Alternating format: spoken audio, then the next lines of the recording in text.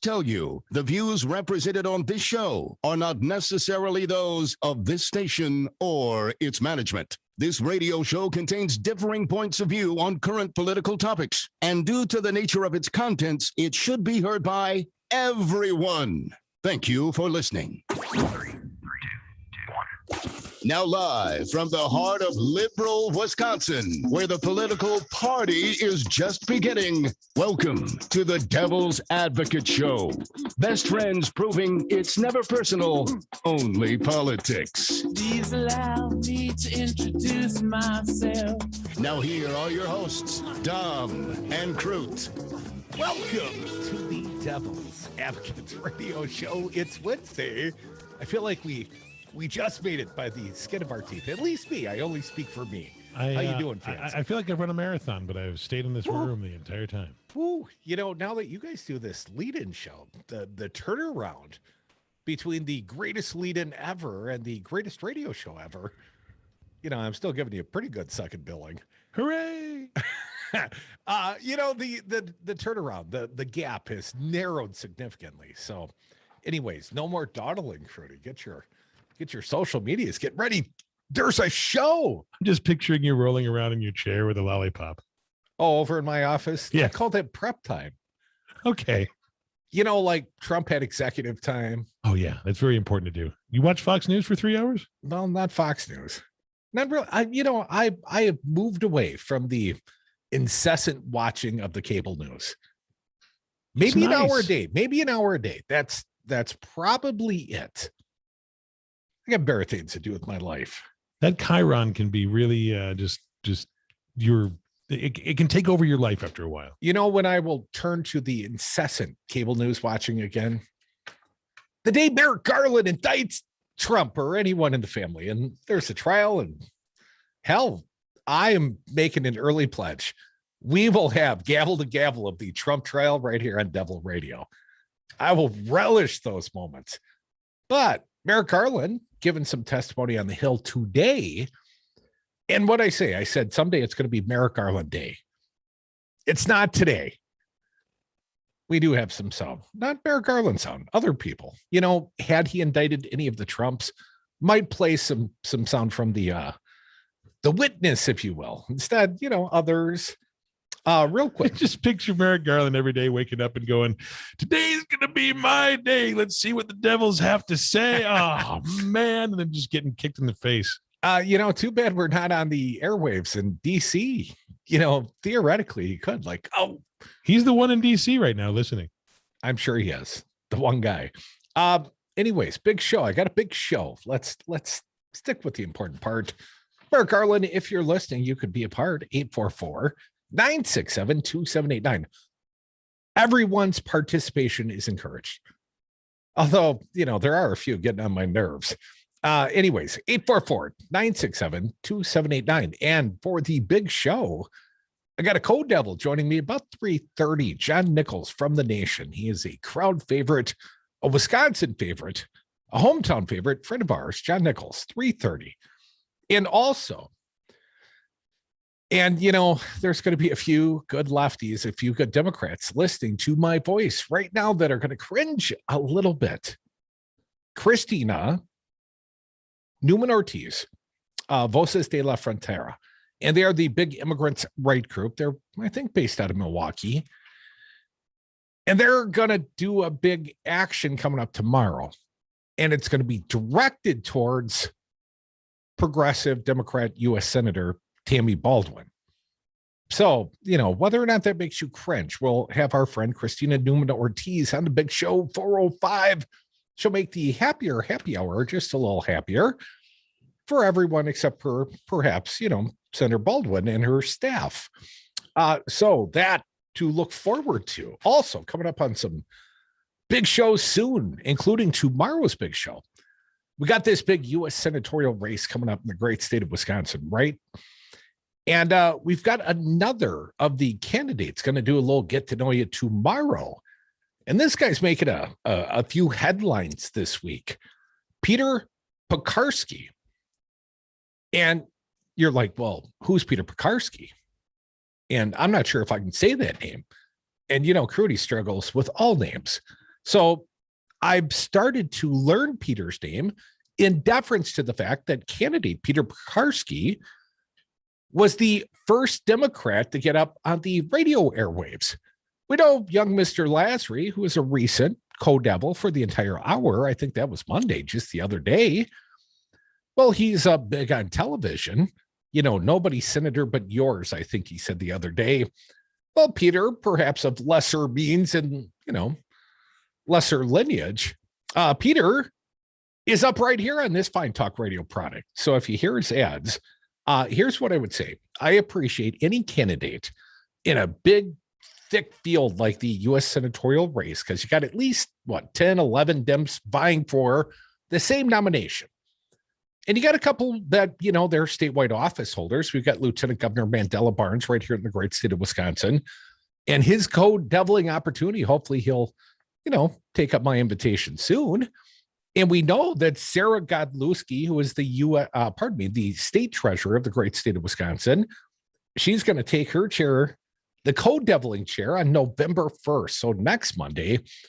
And we've got other office holders here in the state of Wisconsin. A prominent one, Outagamie County Executive Tom Nelson, who's coming by on Friday in the 4:00 hour. And Tom's going to co-devil. So we're getting all the, all the finest candidates, and there's a lot of them.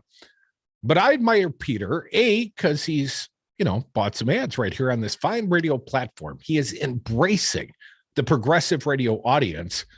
And if the rest of you knew what was good for you, you'd follow Peter's fine example.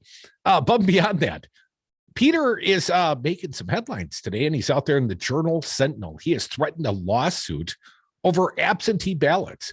And I got to be honest, I just saw this. His campaign just brought it to my attention.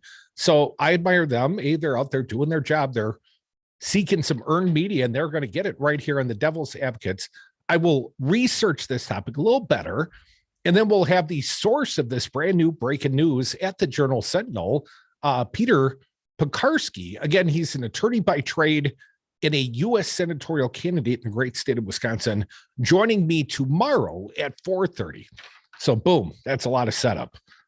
You know why I've got so much time to set up this show and future shows, Fancy? Because I'm not playing any Merrick Garland sound. Because it's not Merrick Garland Day. That's why. Oh, one other one. 1 week from today, brand new polling out of the great state of Wisconsin. I always get a little excited when we get these polls, these snapshots, this little moment in history. And the polling out of Wisconsin will drop 1 week from today. And in deference thereof, we're going to have Charles Franklin, Marquette University Law School pollster, on this big program. And I got some new polling today. I'll share it with the audience. But what to do about Merrick Garland on the Hill? And Merrick Garland's taking some heat today. He's kind of at the center of the tempest, the center of the hurricane, because he had the tenacity, the temerity to say that, people are threatening school boards with violent action. They're making violent threats. And when you do that, you come to the attention of the U.S. Department of Justice. So suddenly the Department of Justice got this very sort of vanilla, to my opinion, this vanilla statement from the Attorney General, from Merrick Garland. Hey, be aware there are new and serious risks sometimes being directed towards school boards. This is a moment of acknowledgement. We're going to basically pay attention and, when merited, perhaps insert ourselves. Oh my God, to hear this on the right, this is some sort of tyranny. Because, of course, it's right-wingers that are going to the school boards currently. Right here in the state of Wisconsin, we've got a recall going on. Recall of, I believe it's 4 school board people in the Mequon-Thiensville district, which is a relatively well-to-do district north of the Milwaukee metro. And the recalled school board members who, I'm not saying have specifically been threatened with violence, but they've certainly been targeted for recall. The U-Lines are involved now. The national funders, the big donor, Republican donors, are now getting involved on a granular level. on a school board recall by school board recall level. At least they are in our backyard. So was the Clayfish campaign as well. Well, Rebecca Clayfish, who is running for governor as a Republican, running as a Trumpist here in our backyard, well, she's also embracive of this whole thought that, people should be out there challenging the school boards. And people being Republicans, are damn mad as hell because people might want to make their kids wear a mask or get vaccinated. We got vaccinations for the kids now that, well, it's going to be here quickly. And my understanding is, there might even be some districts that say mandate it, make the kids get the vaccinations. The righties are losing their freaking minds. And, they are directing this faux rage, if you will, in Merrick Garland. We got a little bit of sound. I don't know if we're going to get to any of this, just maybe one or two. Grassley, cut 45 if we could. He is the Senate, used to be the judiciary chair, but play Grassley if we have time. 45 if you would. To say your policies are outside of the mainstream would be an understatement. Mothers and fathers have a vested interest in how schools educate their children. They are not, as the Biden Justice Department apparently believes them to be, national security threats. Now understand, Chuck Grassley, and I saw Chuck Grassley about 2 weeks ago on a Saturday night down in Des Moines, Iowa. And he was there accepting the warm embrace of Donald Trump. And I've talked about this, I know, a number of times because I lived it and it was my personal experience. But the sentiment that night, it was very F. Joe Biden. And, let's go, Brandon. If you don't know yet, that also means F. Joe Biden. And this is the sentiment of the Republican Party. And Grassley was just there embracing this F. Joe Biden sentiment. And he was clearly a partisan. He's running for re-election at 88, never heard of term limits. But he's there, standing there with Trump, targeting this critical race theory and vaccines and masks and people that might want to keep your kids safe. Well, anyways, he's so partisan. To claim that Merrick Garland is the partisan, use your own judgment. Come back, more devils. Politics will turn on you. Do not go gently to that good night. I'm staying at school. Rage against the dying of the light. 63 Americans a day die by gun suicide. By storing our guns safely, locked, unloaded, and away from ammo, we can give our loved ones a second chance at life. Learn more at endfamilyfire.org. Brought to you by Brady and the Ad Council. 600,000 Wisconsin families are receiving checks to help take care of their kids, thanks to the expanded child tax credit passed by Joe Biden and congressional Democrats. Ron Johnson voted against these checks for Wisconsin families, despite voting for a 2017 tax break that put more money into the pockets of millionaires like himself. It's time to vote Ron Johnson out of office. MoveOn.org political action, paid for and is responsible for the content of this advertising. Poll.moveon.org, not authorized by any candidate or candidates committee. President Trump lost the election. Joe Biden won the election. Collectively, Republicans got 1.661 million votes, 51,000 more votes than Trump got. He exhausted his cases. He exhausted the court challenges. All the Republicans voted for Trump the way they voted for the assembly candidates. He would have won. It was not rigged. It was not stolen. Donald Trump lost the election. Joe Biden won the election. It's really clear. This message was paid for by the People for People Corporation. Donate online at p4ppc.org. If doctors, nurses, and grocery store clerks can wear a mask for 10 or 12-hour shifts, you can wear a mask for an hour or less when you go to the store. Do your part. Mask up, America. Brought to you by the Ad Council.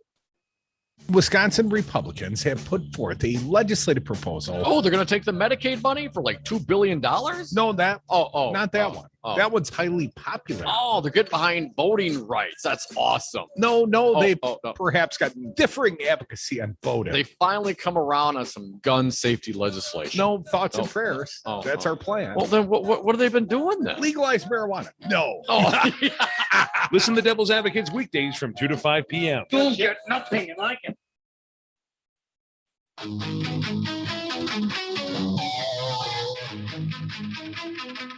The Devil's Advocates, because freedom. You lie.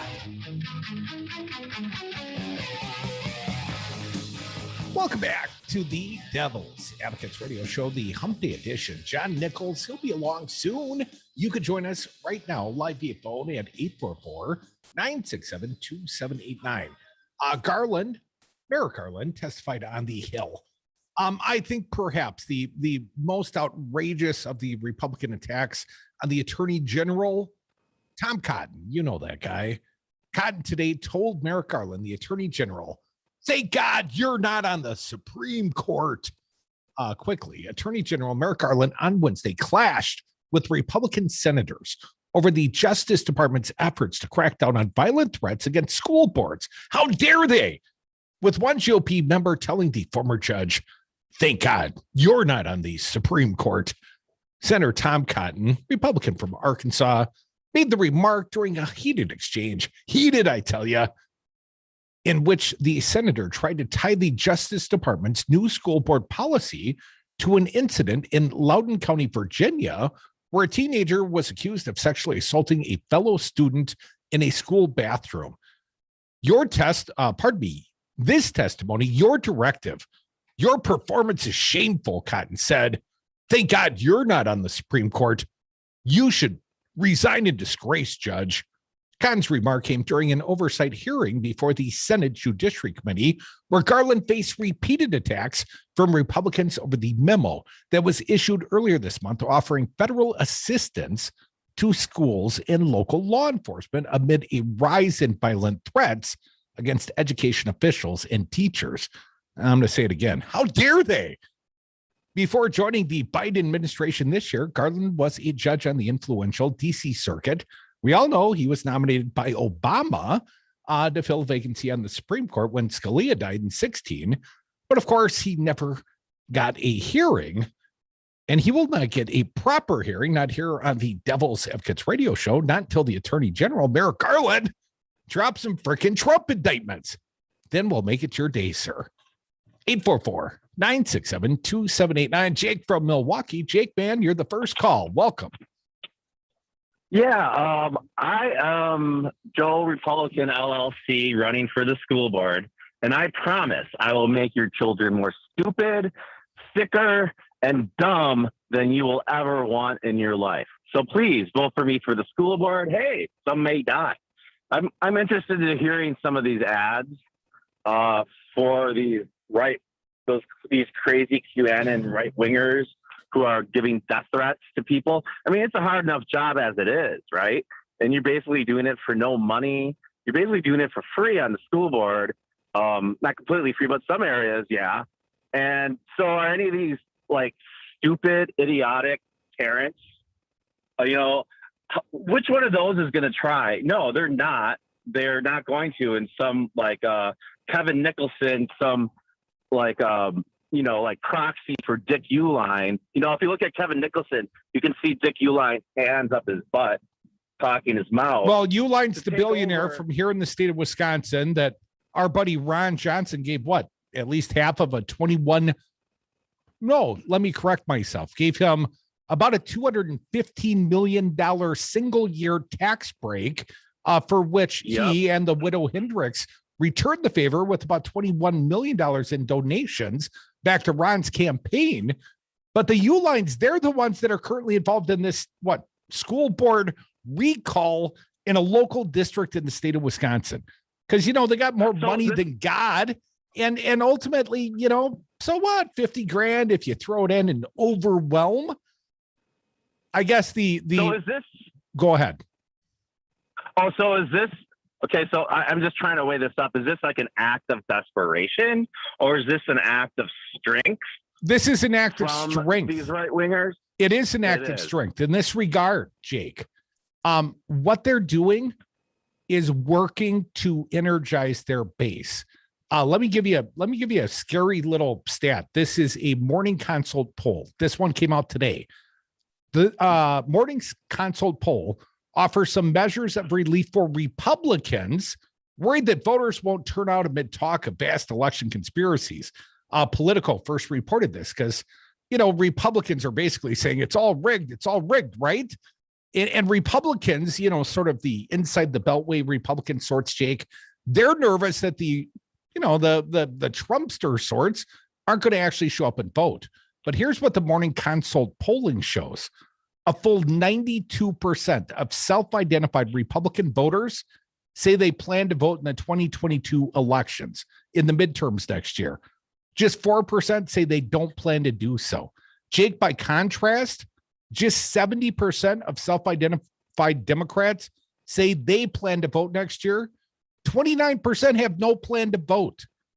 So if we are 70% engaged on the left and they are 92% engaged on the right because they're fighting a civil war in each school board meeting, because they're making things like critical race theory, this no one ever taught it to your kids, but we're going to make damn sure they don't. I mean, this is driving the engagement of the right. And Jake, they're doing so with impact and purpose. They're doing so to win electoral outcomes. And so what if they're lying to their base about the big lie? That big lie has got their base 92% engaged. It's got right-wing talk radio where you live, Jake, in Milwaukee, off the charts, number 1 and number 2 in the ratings currently. An 18 share, 2 stations, AM radio, killing it, Milwaukee, with the big lie. And go, right upon your school board. It's crazy where we're at right now, Jake. And it's working. If you, talk about Republican engagement levels as working, it's working well. Final thoughts, Jake? Well, goodbye. I guess that was his final thought.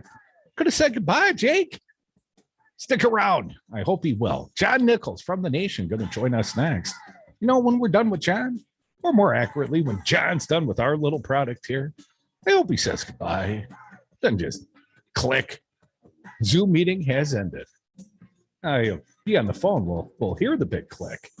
Come back with us, John Nichols. Call it in. Devil's Advocates. You're going to want to listen.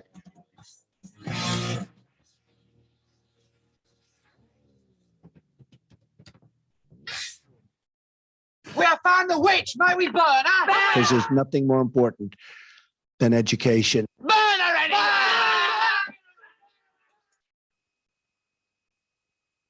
This is the radio station you were looking for. Devil Radio 92.7. It surrounds us. It penetrates us.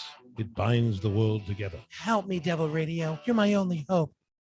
At Chaz Design Build, our tagline is building a better world, one remodeled home at a time. Simply stated, we want to be a part of the solution to leave the world better than we found it. That's why we've invested in a 20 kilowatt solar array, which provides over 90% of our electrical demand at our shop, office, and design studio.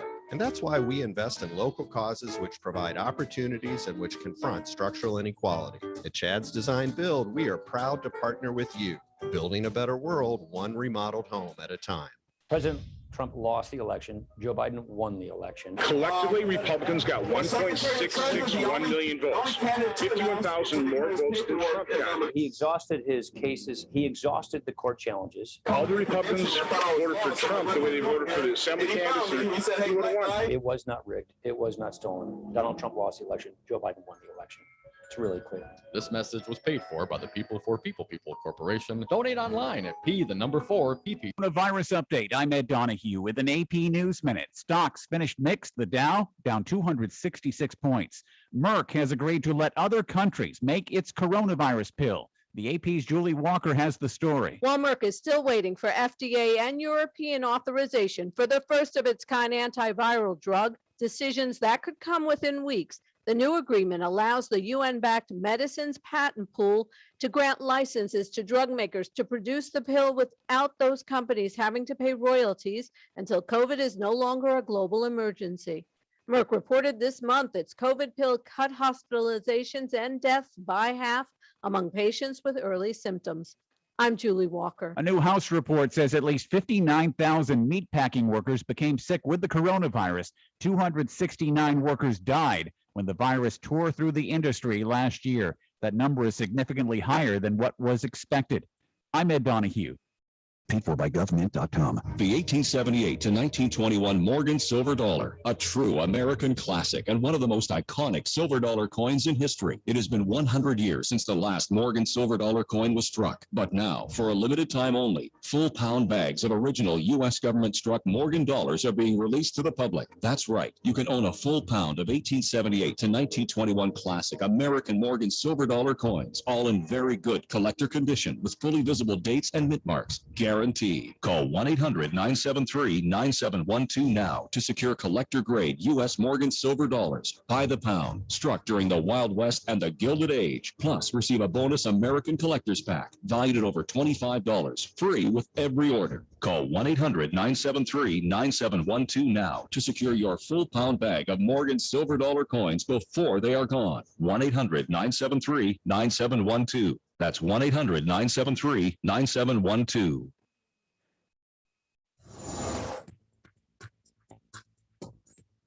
For Devil Radio 92.7 FM and WTTN 1580 AM, I'm Luke Mathers with your headlines. Last week, a legislative rules committee voted to deny a rule set in place by the Evers administration to require Medicaid coverage of treatments for gender dysphoria for transgender patients. The Republican committee's vote does not block the rule entirely because a U.S. district judge ruled in 2019 such a denial was unconstitutional. Committee co-chair Representative Adam Nealon said the vote was in case a higher court ever overturned the district court decision.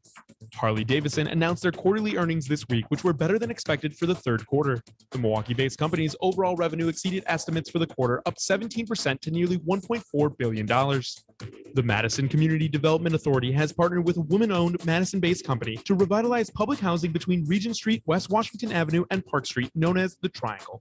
You're listening to Devil Radio 92.7 FM and WTTN 1580 AM.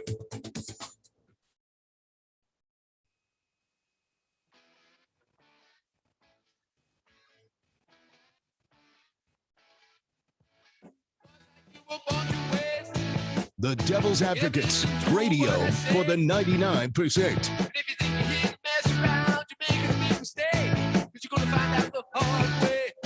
Welcome back to the Devil's Advocates Radio Show, the HumpDay Edition. We got a fine guest joining us right now live via phone. My co-devil, at least for the moment, he is John Nichols from The Nation. John, welcome back to the big show. Dude, did you hear the intro music there? I did. Is that your request? Hard Way? Yeah. Well, I'm a Gates guy, man. I love that song, Hard Way. Great guitar riff as always for JB. And visual. Oh, it's perfect. John, I got to tell you, I lived my entire life the hard way. I know you have. I can tell. You look it. Hey, buddy, I gotta turn our attention, at least momentarily, towards our backyard. Do you see the latest at the Journal Sentinel? The gloves are coming off.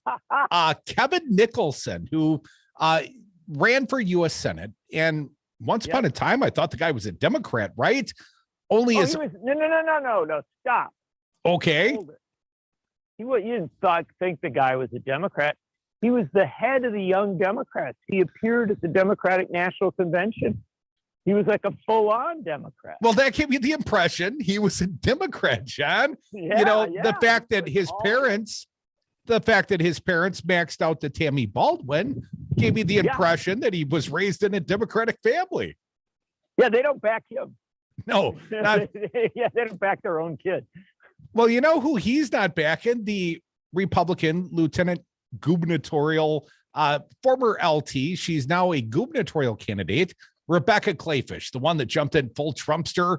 Well, this weekend, she talked about, asked everyone to turn off the recorders while she threw a little corruption out there for people's consideration. Mm-hmm. And she went through this whole rigmarole and said, we got to take off the gloves and we're going to have to do some ballot harvesting, hire some mercenaries.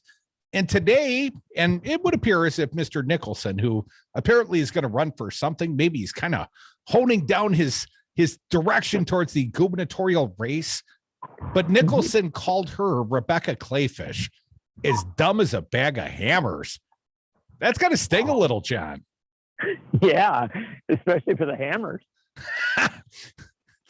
No, I mean, look, I know Rebecca Clayfish, and she's not all that stupid. I mean, that's an important thing to understand. I actually think she's I've always thought on a ticket with her and Scott Walker, she was the smart one. But the thing to understand is she did perhaps the dumbest thing I have ever seen in politics. It's kind of amazing. Now, it's not the thing about, the malfeasance or the lawlessness. That's typical Republican. In fact, I think that's actually now a requirement to get a Republican nomination, that you're in favor of doing awful stuff to steal an election. It's the thinking it's a good idea before you lay out your strategy of malfeasance and lawlessness to say, okay, anybody that's recording, turn off your device now because I'm going to give you my strategy. I mean, that's the bag of hammers statement right there. Because anybody who does that, what are you going to do? If you're there, first off, if you're a tracker, if you're one of these people that follows candidates to see them do dumb things, right? And the Democratic Party's well-resourced. I got to think somebody's out tracking Rebecca Clayfish at this point. It's not beneath it. The Democratic Party's not beneath that, Okay. So if you're a tracker and somebody says, turn off your recorders now, what's your move, right? Your move is to actually make sure your recorder is on. Time for the close-up. Exactly. Move a little closer to the stage. And if you weren't even considering recording, if you were just like hanging around, you're like somebody who popped in for the hell of it. Now, why anyone would do that in Door County, pop in to a Rebecca Clayfish event for the hell of it, I don't know. But if you're there, wouldn't that be a cue for you to think, maybe I should record this? So the bottom line was she did the ask, basically. She said, hey, take this down, get this information, because I am about to say something that's a big, big deal, right? That this is kind of the heart of the whole thing. And then what she says is, we're going to do the things that for the last several years, Donald Trump has been saying is the most corrupt, awful stuff in the history of politics, right? Bottom line is, she showed herself to be so politically inept that I think she came, I don't know if we'll see where it ends up, but I think she's come very close to disqualifying herself as a candidate for governor. And remember, in the current Republican Party, you don't disqualify yourself by doing things that are lawless or irresponsible or crude or anti-democratic or destructive to the American experiment. You disqualify yourself by appearing so inept that you couldn't succeed in doing those things. And so I do believe that at this point, she has pretty well guaranteed that she will face a serious primary challenge, whether it comes from Nicholson, who is frankly no hero. Let's be clear of that. He's been angling to run for something forever. So he didn't really care about Rebecca Clayfish one way or the other. He just is he's looking for people to start to talk about him as a gubernatorial candidate, which is what we're doing. So he's succeeded in that regard. But I would also keep an eye on Sean Duffy, who apparently has President Trump's former president. Run, Sean, run, Trump said recently of Duffy, the former real world.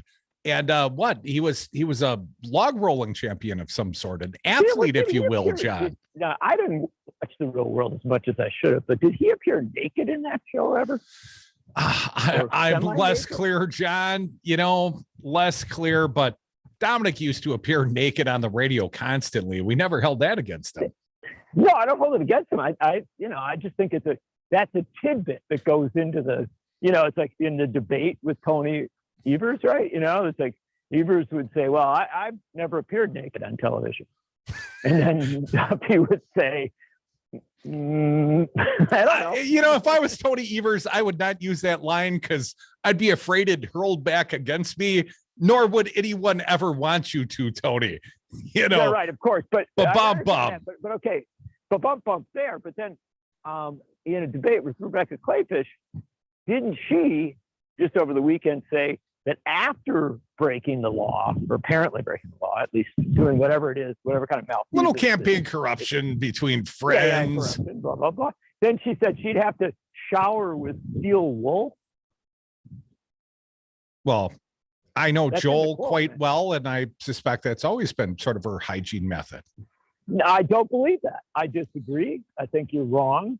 And but what I'm telling you is we have entered the weird zone here of our politics, right? It's not You know, enough when to we're feel talking about- bad about your corruption and promise if elected you'd scrub hard and then go reform everything, John. That's not how you redeem oneself.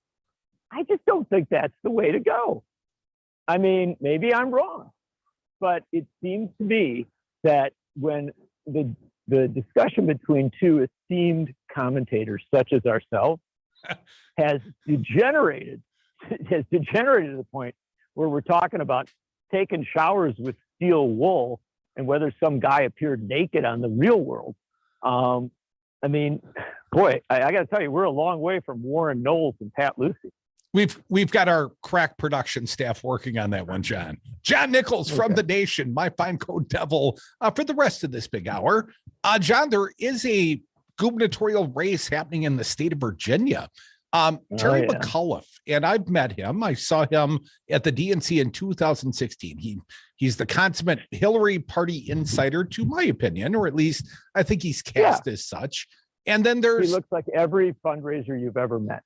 And then there's Youngkin. There's this, like Trump before he distanced himself from Trump. But the dynamic of that race, my understanding is effectively the state of Virginia elects the candidate of the team out of office. So every time for, a number of years, effectively, if a Democrat won the White House, a Republican would win the governor's mansion, and they elect that person the very next year. So, John, history would dictate that Youngkin's got the inside track. But the way I hear it being told is if Terry McAuliffe doesn't win, well, this is a harbinger of a landslide in the midterms. Wondered if you had an opinion, sir. I got an opinion that you're trying your best to explain Terry McAuliffe's difficult situation. But the reality is, it's bad, man. Virginia has become pretty much a blue state. It voted by 10 points for Joe Biden. It's got 2 Democratic senators. It's elected Democrats to every statewide office in the last couple of cycles. So by and large, I mean, you have to look at Virginia as a state where Democrats have done pretty well. If McAuliffe loses, while you are correct that there's sort of this off-year curse, this midterm curse, and it's practical to say what you're saying, the reality is if McAuliffe loses, that ain't going to be good for the Democrats. There's no way to explain around it. And the only hopeful thing they've got is it looks like Phil Murphy's probably going to win up in New Jersey, which is actually a similar state with a, place where Republicans have done very well in the gubernatorial races. And so I don't think you write things off for the Democrats if McAuliffe loses, but I do think you have to be conscious that this is not a good circumstance, and it does reflect kind of a drop off of enthusiasm that the Democrats are going to have to deal with. John, were you surprised at all to see the former president, Barack Obama, out there on the campaign trail for McAuliffe? I believe the current president, Joe Biden, had positive things to say about McAuliffe last night. And in no small part, I got the sense that Joe Biden was trying to antagonize Trump into coming out and endorsing Youngkin more publicly, putting himself on the ballot in Virginia.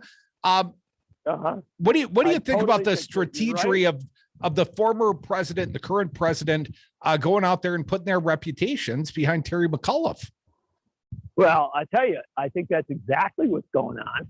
And I think that the state of Virginia is about a 54, 55% anti-Trump state, right? That's the basic numbers you got there.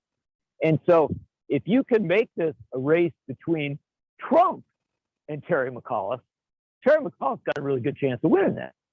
And so I think that's what Biden's up to. I think that's what Barack Obama's been up to. I think that's what McAuliffe is up to.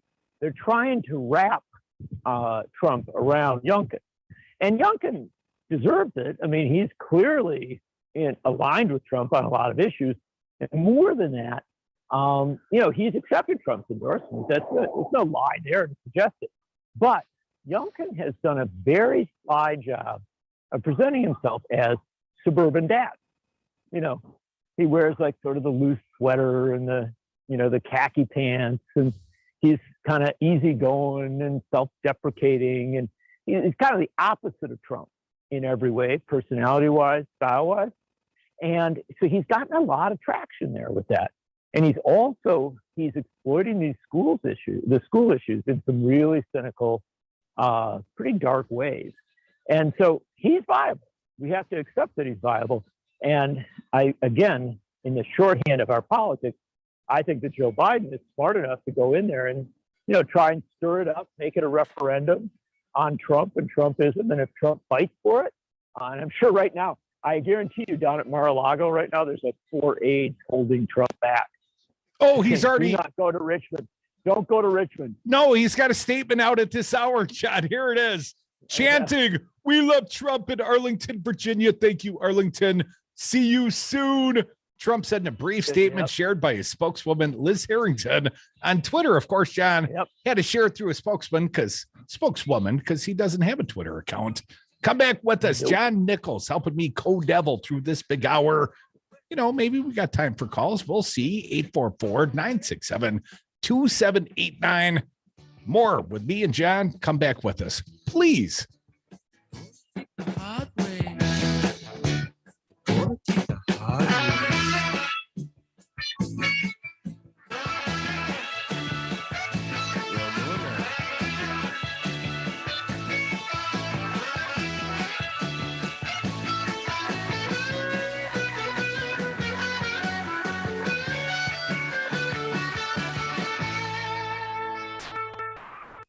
I will do anything it takes to win. But nobody likes me. And they're the ones writing it off. If you came across someone struggling with hunger, how would you recognize them? By their clothes, Their age? the way they speak. Hunger can be hard to recognize. Learn why at IamHungerInAmerica.org. Brought to you by Feeding America, 200 Food Banks Strong, and the Ad Council. 600,000 Wisconsin families are receiving checks to help take care of their kids thanks to the expanded child tax credit passed by Joe Biden and congressional Democrats. Ron Johnson voted against these checks for Wisconsin families, despite voting for a 2017 tax break that put more money into the pockets of millionaires like himself. It's time to vote Ron Johnson out of office. MoveOn.org political action, paid for and is responsible for the content of this advertising. Poll.moveon.org, not authorized by any candidate or candidates committee. Hi, everyone. Al Roker here. As a guy with his own catchphrase, I appreciate that Smokey's only said, "Only you can prevent wildfires." but I'm filling in because there's a lot more to report. Like when there are parched or windy conditions out there, you gotta be extra careful with things like burning yard waste. After all, wildfires can start anywhere, even in your neck of the woods. Go to SmokeyBear.com to learn more about wildfire prevention. Brought to you by the U.S. Forest Service, your state forester, and the Ad Council. Is dedication? People ask, how your children learn how to ride a bike and you didn't? I just created an environment where they taught themselves, and all I had to do was be there. That's dedication. Visit fatherhood.gov to hear more. Brought to you by the U.S. Department of Health and Human Services and the Ad Council. The former president, the fact that he needed to drop a press release to call the horse a junkie. The horse came from a broken home. I heard he was sold for like $1,000. Was born on a dirt patch. Then the pressure, the constant, the training over and over. I mean, really not getting to have a normal childhood and grow up and hang out with their other little horsey friends. Then one of those days, walked down the wrong alley and first one's free. And after that, it was all downhill from there. Dom, that's why they call it horse. Listen to Devil's Advocates weekdays from 2 to 5 p.m.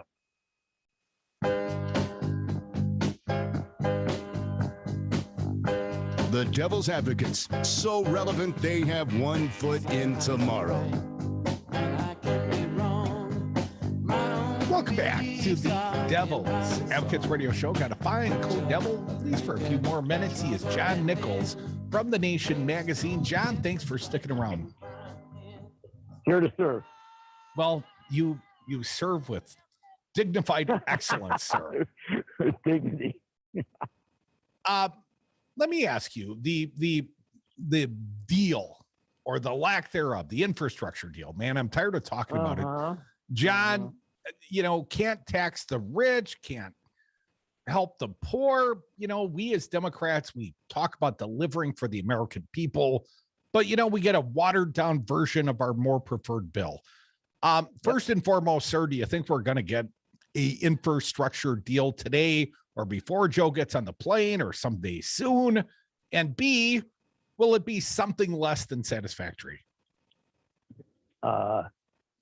No and yes. So that's no deal or no deal before Joe leaves? No deal before he leaves. I suspect, because I heard Jen Psaki, who's got, on a day like this, probably the toughest job in the country, right? Everybody wants to know where the deal is at. And they only want to know one thing. Is it there or isn't it there? And she's got to say, as she did this afternoon, the Europeans don't care whether this deal is done before he gets on the plane. And this is quoted from her. They're sophisticated, right? And I'm like, okay, yeah. It's like, but John, Macron and Merkel are going to say, yeah, it's cool. You don't have a plan, and you don't have a climate plan within that plan, but you're here at the summit to tell us how we're going to beat climate change. No, it's a bad situation. Well, and not only that, John, we talked about the electoral race in Virginia. It'd be nice to deliver Democrats delivering, let's say, for Terry McAuliffe, because Terry's hoping to deliver at the ballot box on Tuesday. That's exactly right. Look, what's developing is a problematic thing for Biden, and he's got to deal with it. I think he's capable of dealing with it, and I think the people around him are capable of dealing with it. But this is no small measure. They need to get something together quickly, and it has to be good enough that people actually notice it. Two separate factors. Can't just pull something across the line, because then you could have done that infrastructure bill, last summer, right? The core infrastructure bill. You got to have the domestic spending, the social policy component as well. It's got to be substantial enough that people say, well, that's a pretty big deal. It's not everything, but it counts. The problem is that, as best I can understand it at this point, we went from folks saying we need a $6 trillion plan down to a $3.5 trillion, down to a 2. Now we're maybe, I don't know, I'm hearing some talk of 1.5, something like that. So it's been dramatically downsized. And then on top of that, we're losing every time Joe Manchin says, okay, I think I can live with this. Then Kirsten Sinema says, well, I don't know if I like that, right? Mm-hmm. And so you're in a situation where it's clearly not coming together, right? Now it may come together, and if we say it's not going to happen, I'm sure it'll happen tonight. But as of this point, I think there's a very good chance that Biden gets on that plane for Europe, goes to meet with the Pope, goes to meet with, do all these different things overseas, and it's not going to be together. That is going to circle back, as you suggest, to Virginia, where Glenn Youngkin's going to be running around saying, see, the Democrats, they just can't govern. They don't know how to do this thing. Bad, not good. And so if I was Biden, what I would do is, I take the best deal I can get this afternoon or tonight, hope that it's got, sufficient components in it, and announce something before he gets on the plane. I think that's good for the trip to Europe. I think it's also good for domestic political consumption. Leaving it up for grabs and flying off to Helsinki, that's a dangerous game politically. And so I think right now we are looking in the next 36 hours at a circumstance where Joe Biden is in one of the defining moments of his presidency. Whether you like that or not, I think it's reality. And the best move in this moment is to achieve the most substantial thing you can get and announce it. And brag about it. John Nichols. I'm bragging about the fact that I got John Nichols is a fine Go Devil. John, I've noticed new polling out today, and it escapes me whose poll it is. Morning Consult, I believe. But Democrats are far less engaged And granted, it's more than a year out to the midterms, but Democrats are far less engaged at this point. Dems are at like 70% engagement level. 70% of Dems say they're likely to vote next year, but like 27% say, probably not. And Republicans are at 92%. Yes, I'm going to vote in the midterms. And only 4%, John, say they're not going to. There is definitely a difference in engagement. While Sinema and Manchin are failing to help Biden deliver the agenda, Republicans are delivering the big lie agenda, John. And apparently that's what the base wants to hear.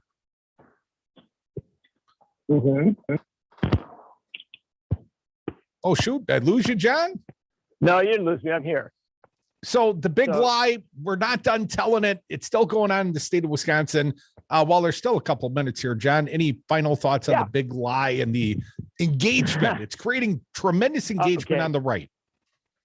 Exactly. You know, I'll tell you a little story. Richard Nixon, back in the late 60s, he met George W., the dad, Bush, George H.W. Bush, and Barbara Bush. And then one of his aides probably cracked the can and somebody said, well, what'd you think about the Bushes? And he said, you know, George H.W. Bush, nice guy, good Republican, fine, I guess. But I really like that Barbara Bush because, you know why? Aide says, why? He says, because she knows how to hate.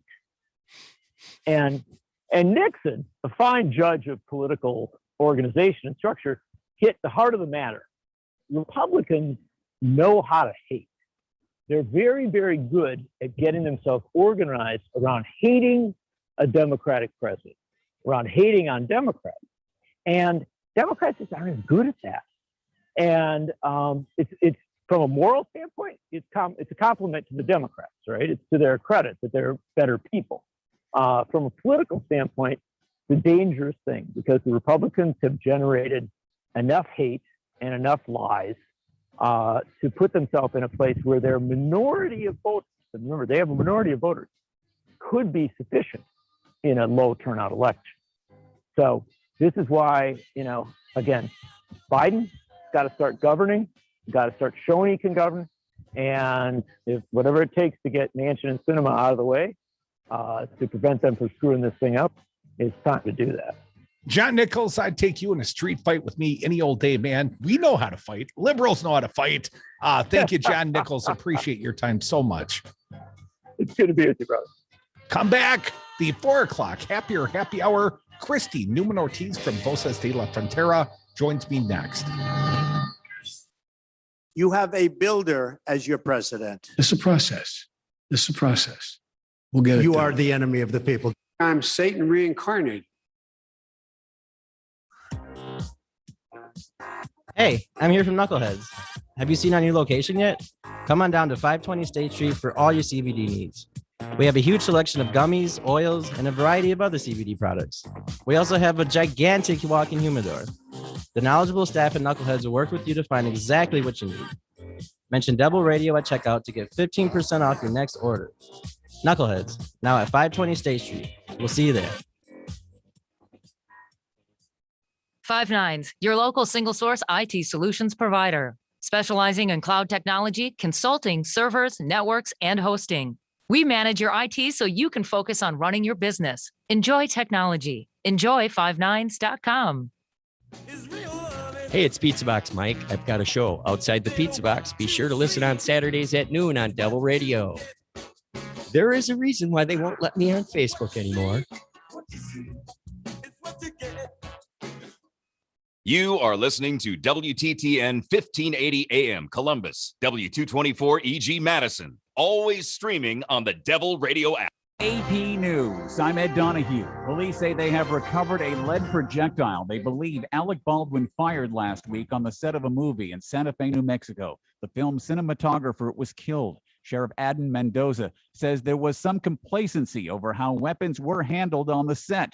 As for Alec Baldwin, he's obviously the person that fired the weapon. So we're going to continue interviewing and getting the facts of his statements and the evidence and the case and possible witnesses or anybody that has any information. Mendoza says 500 rounds of ammunition, a mix of blanks, dummy rounds, and live rounds were found on the set. Attorney General Merrick Garland is defending a memo aimed at fighting threats and violence against school officials. The AP's Sagar Magani has the story. As some school board meetings devolved into shouting contests about COVID-19 requirements and other issues, Garland's memo told Justice Department divisions to coordinate with local law enforcement. Republicans like Chuck Grassley insist he overstepped by essentially stopping parents from speaking out. So that's a poisonous, chilling effect. At a Senate hearing, Garland said the memo makes clear free speech is protected. The only thing we're concerned about, Senator, is violence and threats of violence, signaling he has no plans to rescind the memo as Republicans are demanding. Sagar Magani, Washington. White House Press Secretary Jen Psaki says all options are being looked at to pass President Biden's tax and spending plan. The president remains open to going up to the Hill. We haven't made a decision to do that, and we are making decisions hour by hour on what would be most constructive to move things forward. The president leaves tomorrow for a global climate summit. A ransomware gang, Grief, believed to operate out of Russia, says it hacked the National Rifle Association. It published a handful of what appears to be the NRA files on a dark website. The Dow finished down 266 points. This is AP News. Paid for by government.com. The 1878 to 1921 Morgan silver dollar, a true American classic and one of the most iconic silver dollar coins in history. It has been 100 years since the last Morgan silver dollar coin was struck. But now, for a limited time only, full pound bags of original U.S. government struck Morgan dollars are being released to the public. That's right. You can own a full pound of 1878 to 1921 classic American Morgan silver dollar coins, all in very good collector condition with fully visible dates and mint marks. Guaranteed. Call 1-800-973-9712 now to secure collector grade U.S. Morgan silver dollars by the pound, struck during the Wild West and the Gilded Age. Plus, receive a bonus American Collector's Pack valued at over $25, free with every order. Call 1-800-973-9712 now to secure your full pound bag of Morgan silver dollar coins before they are gone. 1-800-973-9712. That's 1-800-973-9712. This is Chad Spate. Are you thinking about improving or expanding your home? At Chad's Design Build, we're committed to making your home comfortable, healthy, attractive, durable, and sustainable. In fact, those commitments spell our name. And we deliver these services with our outstanding team of professionals who will respect you and your home. Visit our website at chadsdesignbuild.com to learn more about how we are building a better world, one remodeled home at a time. The new Line 3 tar sands crude oil pipeline threatens our water and climate. It's the end of the tar sands party, and Enbridge wants to sell some oil. Tar sands is the dirtiest oil in the world, so they really put our Great Lakes water in peril. The environmental permitting for this process is a joke. The line was shoved down our throats, and that's wrong. And we're still fighting it, and it's brutal. They should do an environmental impact statement on this project. Visit stopline3.org to take action. What we want is a just transition. If you're in business, you need a phone. And if you're doing it right, you will need a phone system. If you own a managed IP phone system, you're probably paying too much. You need to call Pyramid Telephone and Security today. In business since 1984, locally owned and staffed, Pyramid offers service before and after the sale. Skip the corporate experience, the out-of-state or out-of-country technical support. Call Pyramid Telephone and Security at 608-273-9300. That's 608-273-9300. Hi there, I'm Kirk Bankstad and I own the Monaco Brewing Company. And I also have a super PAC. We make good trouble in the North Woods of Wisconsin. You can support our efforts at the MonacoBrewingCompany.com and buy our woke gear like t-shirts, hoodies, and trucker hats. Enter the code RADIO and get 10% off on your next purchase. A portion of all sales support the Monaco Brewing Company Super PAC, which is dark money meant for good. That's the MonacoBrewingCompany.com.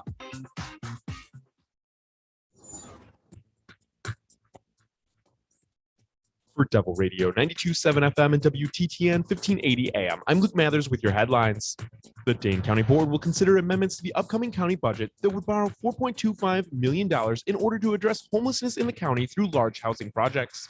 The budget amendments would put an additional $1 million into the construction of a tiny home village, and the remaining $3.25 million would purchase a hotel to convert it to affordable housing for the homeless.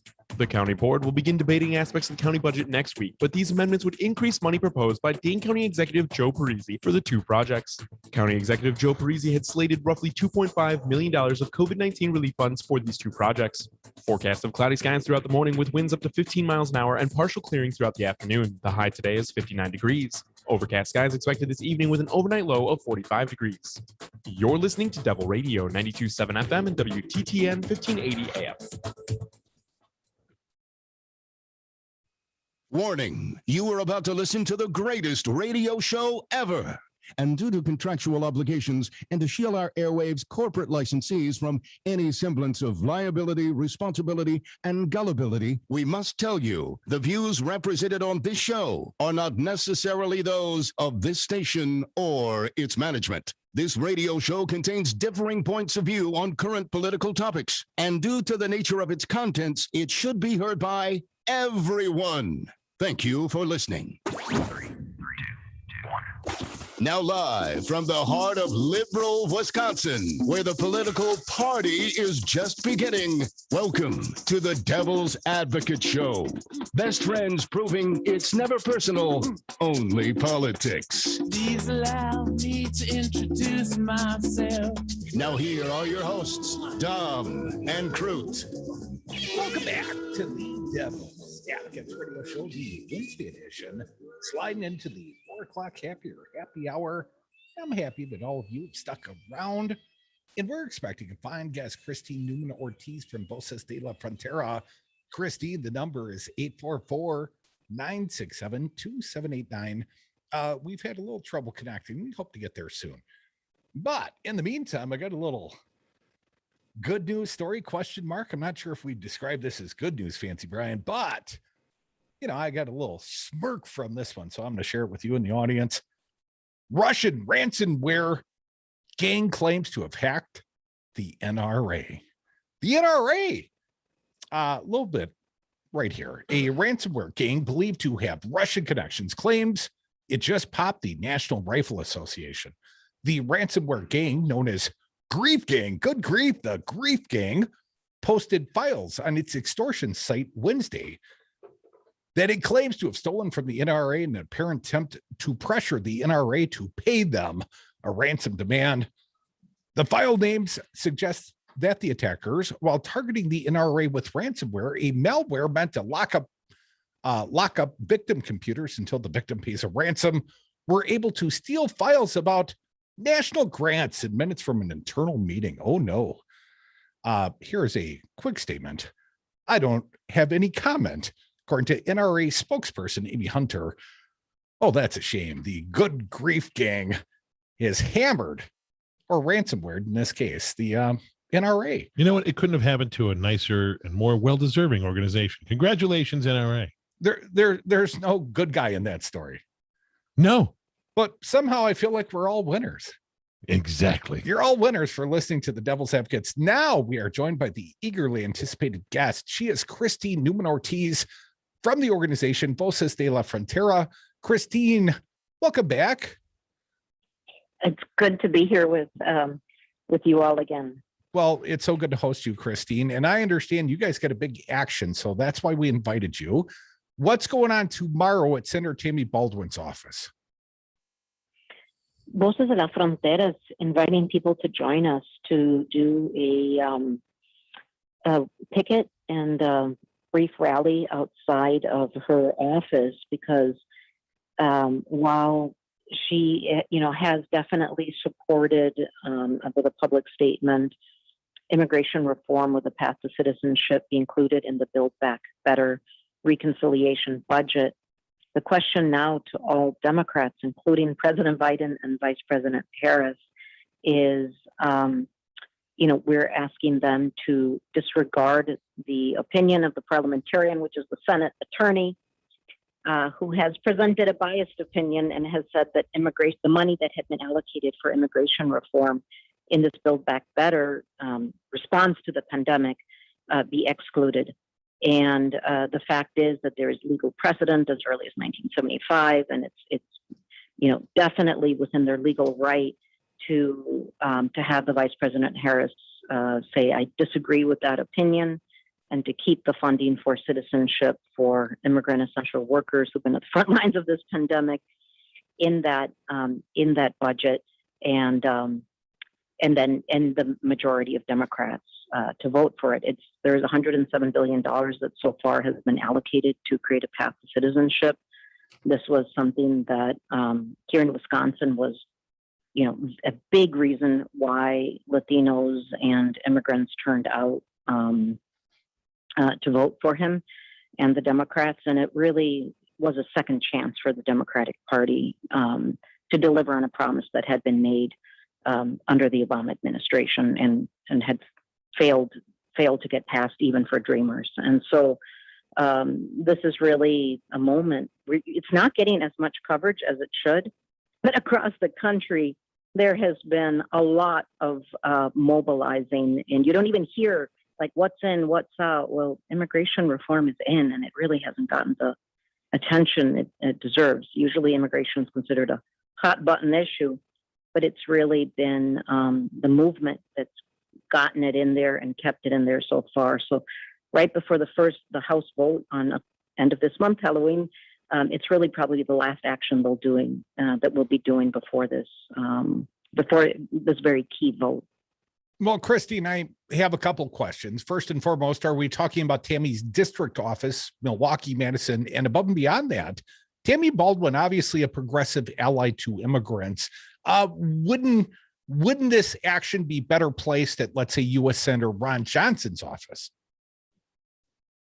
No. From the beginning, I mean, our voices, given what we saw in the wake of, before the elections, after the elections, and certainly after the elections, I would say, and after January 6th, an attempted coup, and where you've seen the Republican Party align itself, the leadership of the Republican Party, our congressional representatives here in Wisconsin, and that has been completely, it's been unconscionably aligned with far right, white nationalist politics, and the party declaring itself the party of Trump. And what does that mean? The party of white nationalism, the party of authoritarianism, and we see that right now. I mean, basically, you have a real concerted effort to undermine elections and so forth. So we never had 1 ounce of belief or energy in the direction of any kind of bipartisan bill. It's like there was early on bipartisan bills that were introduced, and that in the House actually did have some support. And of course, goes to the cemetery of the Senate, where you have the 60 vote requirement, which means, and that's where, things go to die. So we never had any, that process, however, was helpful in that, for example, there's the Promise Act, which includes a path to citizenship for people with temporary protected status from many countries who have been here for many, many years now, leading, again, making very important contributions. You have the Dreamers, which would have been for those that are currently under DACA or those that have been excluded. That moved through. You had a bill that was also introduced for Essential Workers Act for the 5 million, and 3 and 4 immigrant workers are essential workers during this pandemic and have been at higher risk of sickness and death because of their status. And so it would be a path to citizenship for them and their families. And so, included within that Farm Workers Act, I should say, was another one. So there was this 4 categories that were first being included. The parliamentarian came out and said, no. But, those bills, so I guess the process of introducing bills has been that within at least the Democratic Party, it allowed enough votes and understanding to happen so that in any kind of reform, at least there's a greater depth of knowledge. However, it's now really the process that things have gotten hung up on. And I think we're really at a historic crossroads as a country here, because one is in this Democratic-led Build Back Better bill. This is how, choosing to use the power they have. This is not something that's out of there. There's legal precedent for it. It's within their right, but choosing to use the power they have. For example, to ignore the parliamentarian, keep immigration. Christine, before we go, can be done. Christine, I'm so sorry to interrupt, but we're running short on time. I've got a question. The Biden policy, stay in Mexico, which will soon resemble the Trump policy, stay in Mexico. And I know I might be misphrasing that, but I catchphrase or paraphrase what they're calling this policy, but a judge has said, you got to do it. Christine, want to get your reaction to the new Biden policy.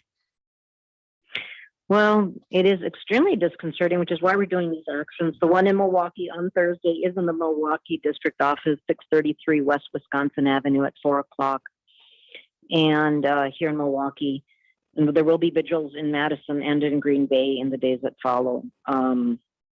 But yeah, I mean, it's not just the absence of citizenship. It's that this administration, I mean, that is a court, ruling there. But there's also, for example, the Title 42, which is, it was again, these policies were created by Stephen Miller under the Trump administration.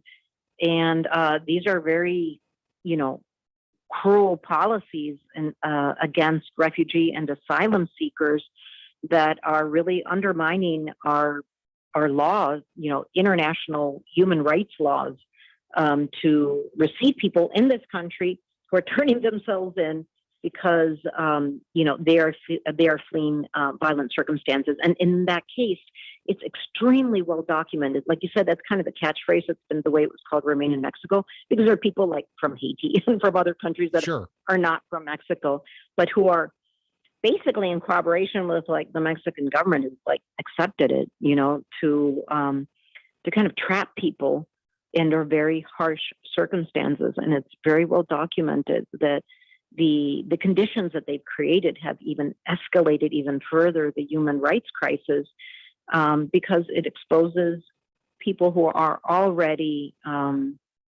fleeing very dangerous circumstances with very little. It even puts them at a greater threat of the cartels. So for kidnapping, for children, being taken away. So people being killed.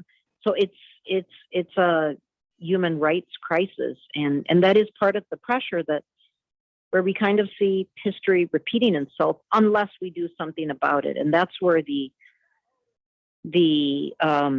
pressure is in terms of the immigrant rights movement has been we saw this happen before when promises were made. And then we actually, instead of following through on that promise, we actually saw, an escalation of deportations, and we saw, policies that undermined, the rights of asylum and refugee seekers to the U.S.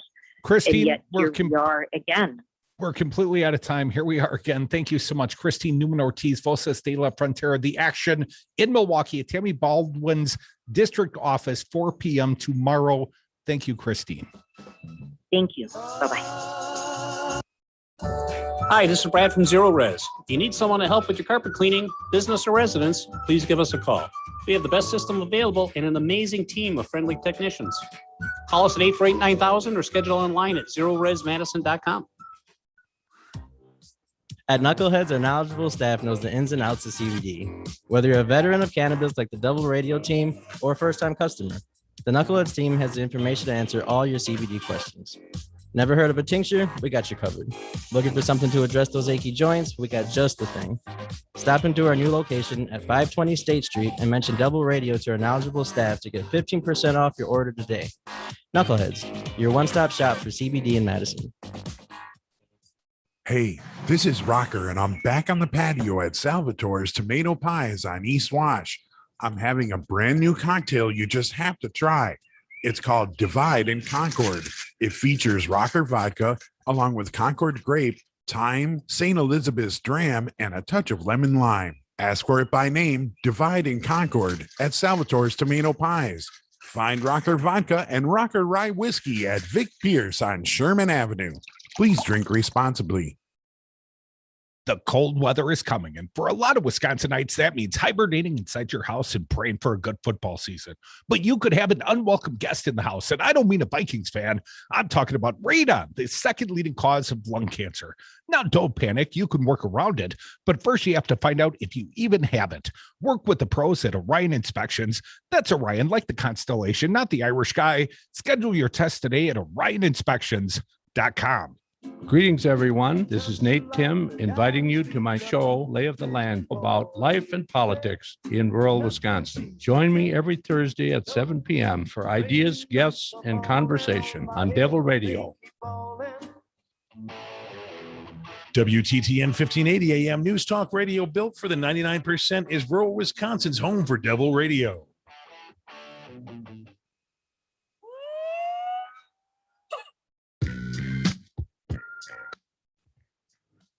When they go low, we get high. Welcome back to the Devil's Advocates Radio Show. Welcome back from the 420 break, one of my favorite times of the day. And one of my favorite guests, Christine Nuemann-Ortiz. My bad. Someone put an A on the checklist. Now you got me second guessing her name. I know her name. Christine Nuemann-Ortiz, Voces de la Frontera. She's an old friend, a good friend. Thank you so much for coming around. And the action tomorrow, and I hate to direct blue on blue violence, but this will not be a violent protest. This will just be people of conscience going and, pressuring their senator, Tammy Baldwin's district office in Milwaukee, 4:00. If you would like to join the crew from Voces de la Frontera. Fancy Brian, I'm not a smart man or a rich man. Not like, let's say Marjorie Taylor Greene. And she's got some investment advice to offer you and I and all the fine people out there in the world. I can't wait. You want to hear what she's investing in? Because, she's like E.F. Hutton over there. Please tell me it's some sort of shoe. I'm going to read just briefly, and we'll take your phone calls this big hour as well. All kinds of time for your phone calls at 844-967-2789. Rep. Marjorie Taylor Greene. The one that just earlier this week, was implicated perhaps in plotting to overthrow the United States government, plotting on January 6th. But she says, well, I was just plotting to, try to do it electorally, not, violently or anything of that nature. And we all know her from Jewish space lasers and all the other good, fine work she's been doing up at the U.S. Congress. Where does she represent again? Alabama, right? Georgia. Great. Way to go, Georgia. She's a peach. Way to go, Georgia. Just want to congratulate all of you. Well, now I've got some investment advice. Understanding results do not guarantee. I don't even know what the statements. Prior results. All investments are, incur risk of loss. Yes, something like that. I don't hear that enough. Unless you're too big to fail, in which case the American people will bail you out, and then, eventually you might pay it back. It doesn't really matter anyway, and nobody will be held accountable. So don't worry about it. But that's not for us because we're not too big to fail quite yet. Real quick, here's what Rep. Marjorie Taylor Greene's investing in. Why she invested in a SPAC. We've talked about SPACs just earlier this week, because former President Donald Trump's got a limited stock option in a SPAC. In his social media, the Truth Social. According to CNBC, Greene filed a public disclosure revealing she's got a $50,000 stake in the Digital World Acquisition Corp, the SPAC that currently apparently holds Trump, the new social media platform, funded with other people's money through this investment vehicle, which is a SPAC, and always to be great. In on the smart money, this is the thing that everybody was like running away from once they found out Donald Trump was involved with it, right? The SPAC. Well, others run away. Marjorie Taylor Greene went down and took a second mortgage on the trailer and said, I'm putting my money in the SPAC market. So if something's only worth like $3 and you pay $50,000 for it, I don't know. Let's move on. Well, here's the moving on part. This little outfit, the Digital World Acquisition Corp, DWAC, well, it had seen its stock skyrocket 800% after announcing the deal with Trump. But CNBC determined that it's almost certain that Greene lost money on her investment On Friday, DWAC opened at $118.80 a share and dipped to as low as $68 a share. The network pointed out it's now trading around $63 a share. That means at best, Green has lost about 7% of her investment. Could have lost half her investment in like a day. If the stock was at 120 and now it's at 68, she's probably doing a hell of a lot worse than a 7% intraday loss on investment. Is that 50K before or after? Well, she might have thrown a whole bunch more in, and then the 50K is all she's got left. The disclosure, and she'll verify this point in just a moment. The disclosure is that she invested 50 large in the Trump Truth Social Media SPAC, which is some investment vehicle that people like you and I don't ever get invited to invest in. But Marjorie Taylor Greene did, and she put it on her disclosure. And she did not address the losses, but she did have this statement. This transaction was reported in compliance with the House rules and provides all required details about the transaction. The one detail we're all dying to know. Did you lose 15 grand or 25 in a day investing on a Trump SPAC? That's got to sting. Just, as a congresswoman, she makes $184,000 a year. Let's call that 15 grand per month. So in probability, she went down to the SPAC track and she blew a whole month's salary. Gross. Pre-tax. She blew it all. Did she get any like trading cards at least? Some bubble gum? She has the warm feeling and knowing she is a supportive investor in the Truth Social. Has this even launched yet? Like, I know that the it's out there, baby. It's out there. We could go on the Truth right now or Truth. I'm sorry, it can't be the Truth because that's the station. I think it's a different Truth, but yeah, Truth Social. You and I should both get our own account set up. Oh, I don't know that I have even the intellectual capacity to even muster up the energy to pretend that I'm somebody. Do that. My greatest fear, of course, of joining the Trump-supported, SPAC-created, investor-deceiving Truth Social Medium site is as soon as you sign up, you got to give them some basic information. One must assume, they're going to get hacked. Or they, the host of the social media truth site, they'll be maliciously hacking their own clients, a la Cambridge Analytica. Maybe you heard of it. That was the Trump team with some old Scott Walker data guys using the Facebook metadata. I get confused. Come back with us. More Devil's Advocates, the 4 o'clock happy hour. It rolls on.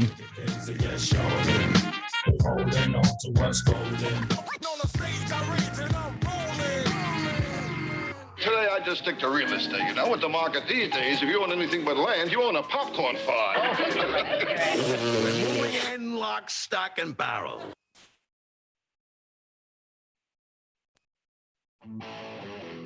Talk radio made for the 99% on Devil Radio 92.7 FM and WTTN 1580 AM. So, Darcy Haber, I hear you have solar panels on your office building. Are all real estate brokers tree huggers? Crew, you should know that at Solidarity Realty, we provide outstanding real estate service while adhering to our core progressive values. Environmental sustainability is a big part of that. So you really walk your talk, huh? Yep, I even walk to work. Come on, always? Well, sometimes I bike. And if I have an appointment across town, I use my hybrid. Solidarity Realty. They're real, they're solid, and they're honest. Find them online at solidarityrealty.com. There is an alternative. When you're having computer problems, you need a company you trust to get things working again, quickly and affordably. Madison Computer Works has been doing that for business and residential customers for decades. Our computer care plans take away the hassle of being without your computer or needing to bring it in for repair. Starting at only $10 a month, our local and friendly techs provide remote help and can fix most problems in just minutes. Call 608-231-8000 and sign up today. Madison Computer Works. Computers that work. And free speech. I'm Tim McGuire with an AP News Minute. Republicans on the Senate Judiciary Committee sharply criticized Attorney General Merrick Garland for a memo aimed at combating threats against school board members across the country. Texas Senator John Cornyn. Did you consider the chilling impact your memorandum would have on parents exercising their constitutional rights? The only thing this memorandum is about is violence and threats of violence. The National School Board Association wrote the Justice Department about the threats to school officials and asked for help. Garland tells the senators the threats have been growing across the nation. Judges, against prosecutors, against secretaries of state, against election administrators, against doctors, against protesters, against news reporters. The School Board Association detailed more than 20 instances of threats, harassment, disruption, and intimidation in several states, including California, Florida, and Ohio. I'm Tim McGuire. Paid for by government.com. The 1878 to 1921 Morgan silver dollar, a true American classic and one of the most iconic silver dollar coins in history. It has been 100 years since the last Morgan silver dollar coin was struck. But now, for a limited time only, full pound bags of original U.S. government struck Morgan dollars are being released to the public. That's right. You can own a full pound of 1878 to 1921 classic American Morgan silver dollar coins, all in good collector condition with fully visible dates and mint marks. Guaranteed. Call 1-800-973-9712 now to secure collector-grade U.S. Morgan silver dollars by the pound, struck during the Wild West and the Gilded Age. Plus, receive a bonus American Collector's Pack valued at over $25, free with every order. Call 1-800-973-9712 now to secure your full pound bag of Morgan silver dollar coins before they are gone. 1-800-973-9712. That's 1-800-973-9712.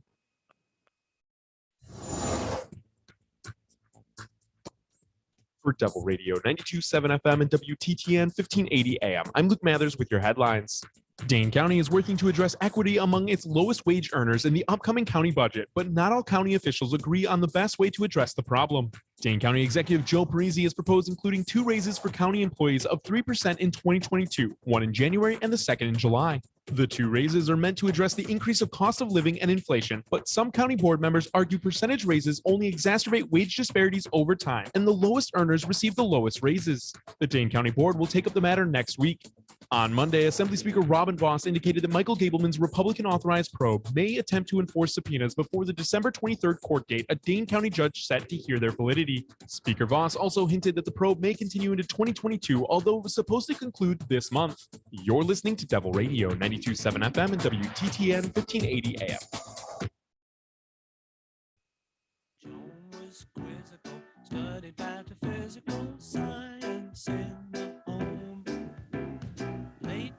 You're listening to the radio show your mother warned you about. Tom and Kreutz are the devil's advocates.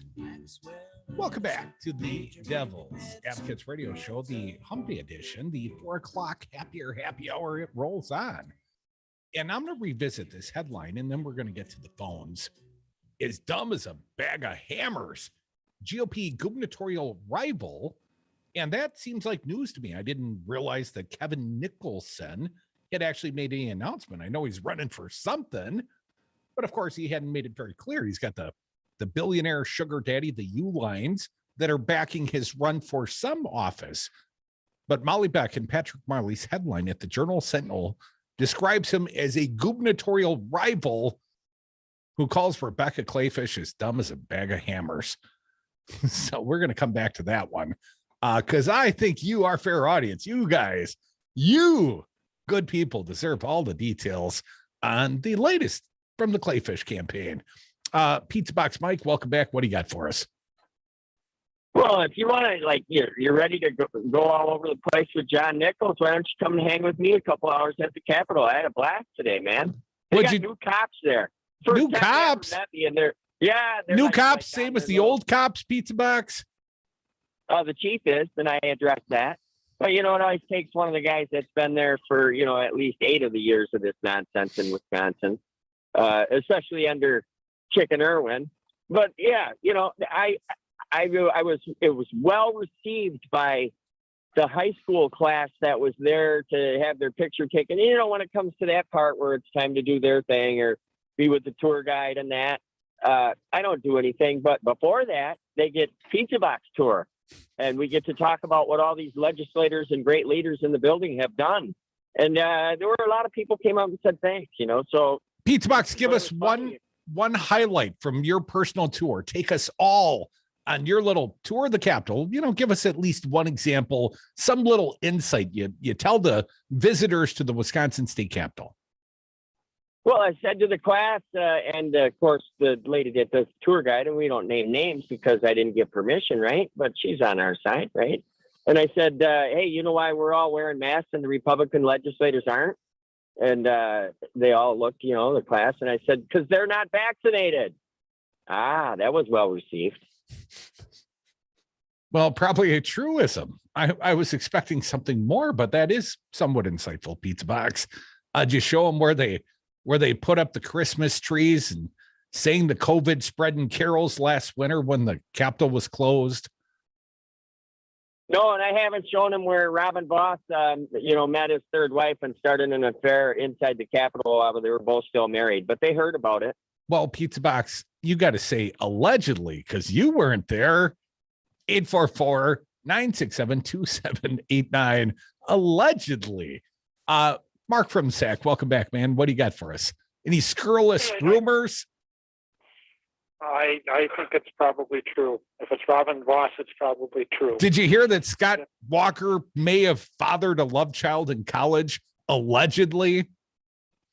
No, that was Scott P. Walker, not Scott K. Walker. Well, I know he's denied it, but I still believe the woman that made the assertion, and I've talked to her lawyer, and she's got a big shot job, and she's got a lot to lose, and she still, to this day, or at least recently, said Scott Walker fathered a child in college. But that's an alleged, because I wasn't in the delivery room, and I don't have the DNA tests. And to get to the other points, the Senator, I wonder if Senator Cornyn thinks it's appropriate to be, threatening, politicians at these meetings, threatening them with grievous bodily harm, like apparently what's happened at these school board meetings. That's got nothing to do with free speech. You have no right to threaten people like with physical threats aren't free speech, and you're talking about John Cornyn. Right. I think, Mark, John Cornyn questioning Merrick Garland on the Hill today, a Senate hearing, and effectively Republicans are trying to give cover fire, and they're trying to, I can't believe between Merrick Garland and Dr. Fauci, how Republicans and Joe Biden, how they've ginned up so much rage and angst against these otherwise very, very good men that are just trying to do what's right by the country. And Republicans have convinced their base that they're all evil bastards, Mark. It is a hell of a witchcraft. It certainly is witchcraft. And these guys, they're the ones that are worshiping Satan, I think, that not. Come on, man. Don't be associating Satan with Wisconsin State Republicans, man. That's a little insulting to my friend Satan, Devil Radio, and all that kind of stuff. Mark, appreciate the call. The Church of Satan is doing tremendous work on behalf of better than the evangelicals do on behalf of religious freedom. 844-967-2789. Joe from Madison, you're next. Welcome. What do you got for us? Oh, I sometimes don't want to go backwards to comment on people's comments, but I think it's really important to comment on what CJ was talking about yesterday. And he drops these lines that Biden's economy is terrible. It's just terrible economy. And then by contrast, of course, Trump's is absolutely stellar. Trump had one of the worst records for unemployment when he left office ever. And I commend to him and to your audience an article written by a guy named Joe Wiesenthal. And he writes it was an opinion piece he had in that leftist publication. That would be Bloomberg. And as we know, those are folks who are all about the money. That's what they're about, is the money. And he said, this is a robust recovery. He said, and this was an exact quote, he says, it's robust, above average measures for production, for new orders, for growth rates, and for hiring. Continuing, he said, it's a record S&P 500, rapid labor recovery, surge in household wealth, surging demand for consumer goods, rapid wage gains, and manufacturing is working 24/7 in many cases. So you look at this and that doesn't sound so bad to me. That sounds like a economy that's kind of buzzing along. But I would suggest that part of, all we're going to hear about for the next week or 2 or 3 weeks, Joe, is most expensive Thanksgiving dinner ever. You know, if you take the individual ingredients, you go buy them in the store, they're all up a dime or a quarter or a nickel. And, you know, it's going to be the most expensive Turkey Day holiday ever. So, you know, I would suggest perhaps something other than turkey. Wouldn't that sort of suggest, though, that there is a surge in demand and thus you can charge more? Isn't that kind of basic econ? Well, it's twofold, I think. It is certainly a surge in demand. There was a lot of pent-up demand during the pandemic. But above and beyond that, we've blown up the supply chains. And I don't mean Joe Biden, the now elected president, doesn't control the supply chains with Asia. But I think Ross Perot had some of it right. What he talked about, NAFTA, that's the sound of jobs sucking down to Mexico. Well, we as Americans don't make a hell of a lot anymore. And, you know, you can't call the factory down the block and get it here. So if every single thing that is manufactured domestically still contains parts made in China, there's still a tremendous bottleneck of goods and services. And, you know, whether it's microchips or new autos or whatever the case may be, toilet paper, you know, there are some people that have, and of course, there are some people that hoard. But ultimately, yeah, I think if you talk to economists, Joe, economists say this is not a problem other than the fact that this pent-up demand has overwhelmed the supply chains. But isn't it also true that the long-range plans of Republicans again and again when it came to voting and to try to get companies to come back to America? I mean, there are companies that get tax breaks for leaving America, and getting the companies back under Republican leadership, they would never vote for it. They were perfectly happy to have it head off to China, perfectly happy to have it go there.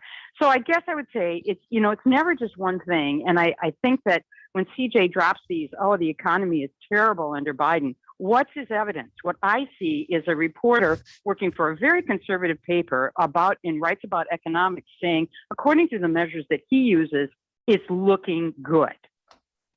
Yeah. Well, Joe, I'm going to make a confession on behalf of CJ, yesterday's caller. He's not going to read the Forbes article. CJ doesn't strike me as a inquisitive sort. You know, he listens to Sean Hannity and then he parrots it back occasionally here on the Devil's Advocates. I'm sure he calls all the big shows. Actually, I've heard that he's a regular on some other stations as well. But Joe, to follow up on trolling for fun and entertainment, trolling or stroking is what depending on the station he's on. But at least this is what I've heard. People are saying. But just to follow up on Joe's thing about international corporations leaving and having their headquarters in different places. Just earlier this month, Organization for Economic Cooperation and Development got together and decided that 15% is now the international minimum requirement for anybody for tax rate for international corporations. So at least a little bit of something. Well, that is a little bit of something, but the average Joe Schmo on the street doesn't quite understand that. They don't know that, corporations use Irish-based and Cayman Island-based headquarters to avoid the taxation rates. And although they might make the vast majority of their profits on the U.S. mainland, they don't claim their profits here. They find ways and shelters and offshores to, basically not pay the taxation. Well, if there is a uniform flat baseline of 15% for corporate taxation, well, then you can't offshore. Then you can't go to China. Then you can't escape to the Cayman Islands.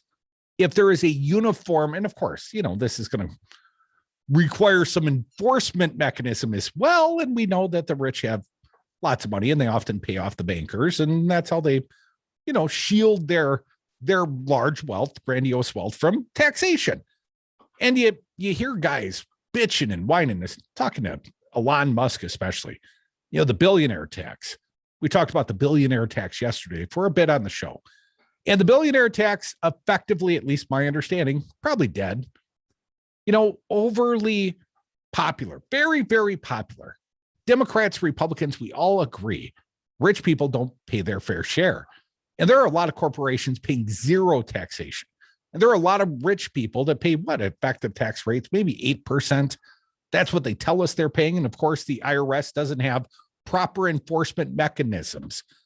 So, we got to trust them. And, occasionally someone gets audited and maybe they get caught, but probably don't. There's still policy.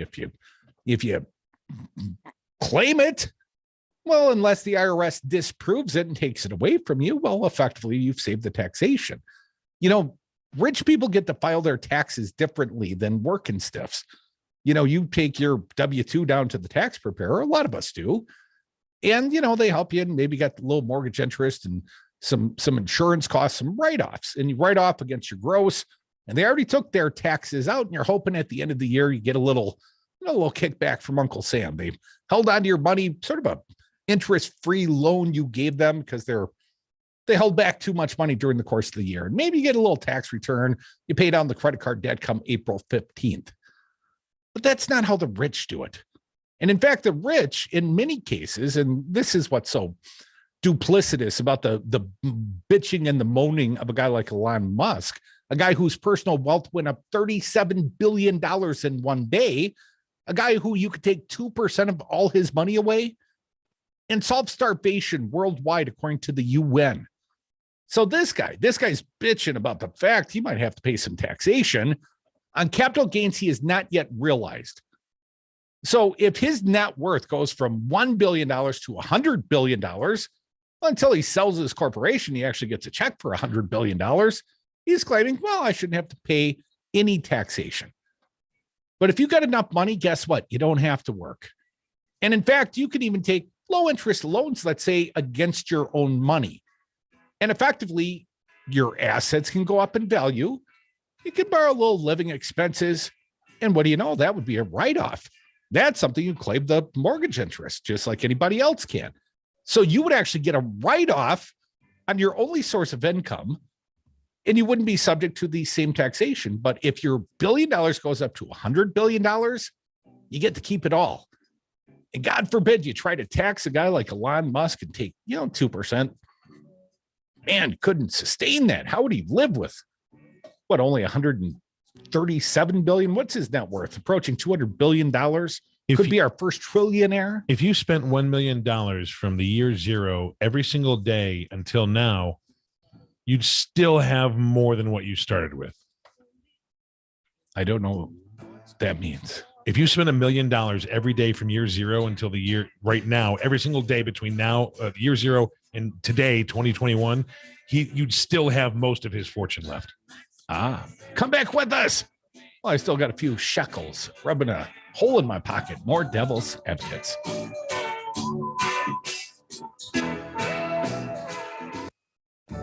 Hi, this is Brad from Zero Res. If you need someone to help with your carpet cleaning, business or residence, please give us a call. We have the best system available and an amazing team of friendly technicians. Call us at 848-9000 or schedule online at zeroresmadison.com. At Chad's Design Build, our tagline is building a better world, one remodeled home at a time. Simply stated, we want to be a part of the solution to leave the world better than we found it. That's why we've invested in a 20 kilowatt solar array, which provides over 90% of our electrical demand at our shop, office, and design studio. And that's why we invest in local causes which provide opportunities and which confront structural inequality. At Chad's Design Build, we are proud to partner with you, building a better world, one remodeled home at a time. At Crazy Lenny's e-bikes, my store, we have solid e-bikes with 4 power levels, 7 speeds for just $844, or we have the best-selling e-bike designed for Madison bike trails, 5 power settings with throttle or center drive, 35-mile range, complete comfort, spring-loaded seats, soft front adjustable shocks, a $2,000 e-bike, $600 off, just $1,400. The largest selection in North America, 200 e-bikes on display. I've seen them at Crazy Lenny's e-bikes. President Trump lost the election. Joe Biden won the election. Collectively, Republicans got 1.661 million votes, 51,000 more votes than Trump got. He exhausted his cases. He exhausted the court challenges. All the Republicans voted for Trump the way they voted for the assembly candidates. He would have won. It was not rigged. It was not stolen. Donald Trump lost the election. Joe Biden won the election. It's really clear. This message was paid for by the People for People Corporation. Donate online at p4ppc.org. Madison, you say what? Each weeknight from 5 to 6, don't miss out on a single day of the Earl Ingram Show right here on Devil Radio 92.7 FM, 1580 AM. Quit surfing the dial. You already found the greatest radio station ever, Devil Radio, on 92.7 FM and WTTN 1580 AM. The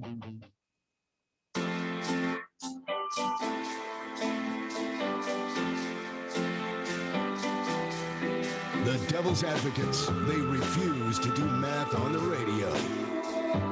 Welcome back to the Devil's Advocates radio show. A few more minutes still in this big show. 844-967-2789. If I'm not being clear, now would be an excellent time to dial and join us. But I'm going to get back to this Rebecca Clayfish, dumb as a bag of hammers story. Clayfish plan to use ballot harvesting in her bid for governor is getting mixed reviews from Republicans. You don't say. With some championing the notion and one of her potential primary opponents saying anyone who supports the idea is as dumb as a bag of hammers. A little bit more here. Paige will let me. I prefer the, sharp as a sack of wet mice, or, sharp as a pound of wet leather. That's me, but that's a foghorn leghornism. I say.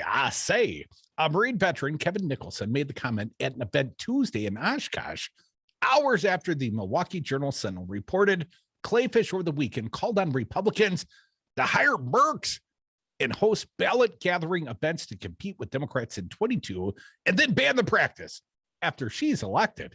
Here's a quote. Our goal should be to build and maintain trust in a system designed to peaceably transfer power. Well, you already lost them, Kevin. Ballot harvesting, which is breaking of legal chain of custody of ballots by political operatives, I'm not clear that that's true, erodes people's faith in elections. Alex Zimmerman, spokesman for Clayfish, said elections are a zero-sum game, and any Republican who isn't willing to use the left's own tactics against them isn't serious about victory in 2022. We may have to kill some puppies too. Unsurprisingly, this again a quote. Unsurprisingly, Kevin Nicholson is again attacking conservative grassroots, this time including members of his own staff, for wanting to do everything we can to win, he said. Are you a Nicholson staff? Chris Lawrence, program director for Nicholson's conservative organization, No Better Friend Corp, funded by the U-Lines, posted on Facebook in December 2020 that Republicans should follow Democrats' standard during elections. Show up and vote? Is that the scary standard? Here, I'll read it. The new right gets it. We are no longer playing by those rules where the left follows one standard and we follow another standard. We're now playing in their sandbox, and it's dirty. We have to ballot harvest like the left does, he said. Another Republican eyeing the race, Rep. John Mako of Ledgeview, said he wasn't familiar with Clayfish's comments. Oh, that's a easy cop-out. He called for Republicans to do more to increase turnout without cheating. As a Republican, I think we can be more active, he said, but added both sides need to follow all the rules. If there's cheating going on, I don't care if you're a Republican cheater or a Democratic cheater, it's cheating. So we want to make sure that we're above board on all of that. Clayfish told a group in Door County on Saturday that Republicans should engage in ballot harvesting, a phrase Republicans use to disparage the practice of gathering absentee ballots from voters and returning them to municipal clerks. There were few reports of it in Wisconsin last year. Few. Ballot harvesting in Wisconsin is not technically illegal, Clayfish said. Democrats do it nonstop and they go hard. Republicans must go harder. She's going to foul you in the paint, Fancy Brian. Clayfish also backed having a Republican hold event like Madison's Democracy in the Park. I got no problem with that. I don't think any Democrats would. State Senator Patrick Teston, a Stevens Point Republican running for lieutenant governor, in a Tuesday radio interview referred to ballot harvesting events that he called a clear violation of Wisconsin law. Now, the courts didn't say that, but you can say whatever you want. If Clayfish and Teston win their respective primaries, they'll be running together on the ticket next fall. That could create an awkward situation where Clayfish calling for a campaign strategy that Teston considers illegal. But Teston spokesman Chris Olmsted said, whoever gets the nomination, Pat will be 100% behind. Anything that is currently held to be within the law, we are absolutely in favor of participating in, Olmsted said. We need to take on tactics that the Democrats have used previously that got them over the line and got them victories.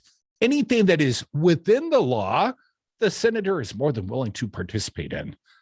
little bit more here, Fancy Brian. I know the audience just captivated by the dumber than a bag of hammers story. Some prominent Republicans agree with Clayfish, including the current and former leaders of the Republican Party of Wisconsin. Here's what Mark Jefferson said. He was the executive director of the Republican Party of Wisconsin. I guess he is. Republicans will always fight back against Democrats' abuse of ballot harvesting. But if these actions are considered lawful, we intend to beat them at their own game with neighborhood teams and communities across the state working to ensure Republican victories. Why didn't you do that before now? You could have always done that. Meanwhile, the vice chairman of the Assembly Elections Committee said he understood Clayfish's desire to use the same campaign tactics as her opponents, but expressed hesitation about carrying through with such a plan. Is that the old, if you can't beat them, join them mentality, right? Said Joe Sanfilippo, Republican from New Berlin. I just think we're going down the wrong path when we start doing things like that. But this is the unfortunate can of worms that you can open when you have laws on the books that are not followed. Can of worms, Pandora's box, whatever, Joe. Joe's a big fisherman, perhaps. Sanfilippo said he considered ballot harvesting a gray area of the law that needs to be cleaned up. He said events like democracy in the park are clearly wrong. If you look at it from her standpoint, well, they're doing it. And if we don't do it, there's no way we have an opportunity. Okay, you can see that argument. But to me, we need to follow the law, said Joe Sanfilippo, that clearly, a man who clearly does not understand the law because it's not illegal. And, even Clayfish pointed that out, perhaps distasteful as you've called it ballot harvesting for so long, a little bit more. After the Milwaukee Journal-Sentinel published a story on her comments, Clayfish tweeted, "I won't apologize. It's time to fight fire with fire." Now, she was Scott Walker's lieutenant gubernatorial person, right? 8 years. He cheated in every elective campaign. Are you going to coordinate with outside groups? Oh, yeah, Rebecca, you've already been accused of doing that. In fact, you set up a super PAC to act as a campaign in waiting. I mean, you're already breaking all the rules, sister. Why stop now? Hell, ballot harvesting, that's not even illegal. You might find it distasteful, but it's completely legal. And, if you want to do it, the more the merrier. Go knock on some doors. Folks, appreciate you all listening to the Devil's Advocates Radio Show. I want to thank my fine guests, co-devil John Nichols from the 3 o'clock hour and Christine Nuemann-Ortiz, Voces de la Frontera, a good friend of ours. Tomorrow, Peter Pekarski, the first guy up on the radio with political ads. He's a U.S. senatorial candidate, and he made some news today, threatening a lawsuit over absentee ballots. We'll tell you all about it tomorrow on the big show, so you're going to have to listen then. Stick around. Earl is next, the Native Roots Radio. Then the Up North podcast with our pal Kirk Bankstead, the Minocqua Brewing Company. Have a great night, everyone.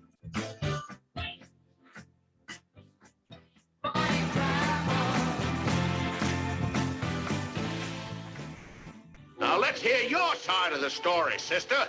Can we marry dogs? You're just...